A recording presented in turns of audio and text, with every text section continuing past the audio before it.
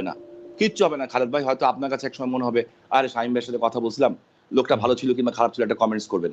But for this country আমার মনে হয় যে আমরা শেখ হাসিনাকে দরকার, এবং দরকার আমাদের আগামী প্রজন্মের জন্য, আপনার আমার সন্তানের জন্য।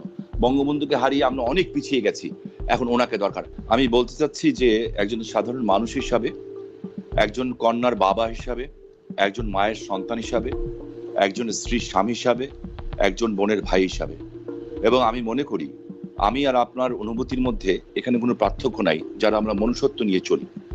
আপনি আপনার জায়গা থেকে মনুষ্যত্ব নিয়ে আজকে এই ব্যাপারে লড়াই করছেন, কথা বলছেন, আমি আমার জায়গা থেকে মনুষ্যত্ব নিয়ে এই জায়গায় লড়াই করছি।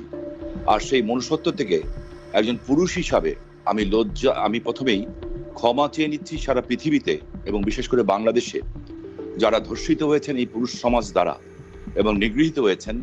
আমি সেই সকল মানুষের কাছে পুরুষ সমাজের হয়ে আমি তাদের কাছে বিনীতভাবে ক্ষমা চেয়ে নিচ্ছি।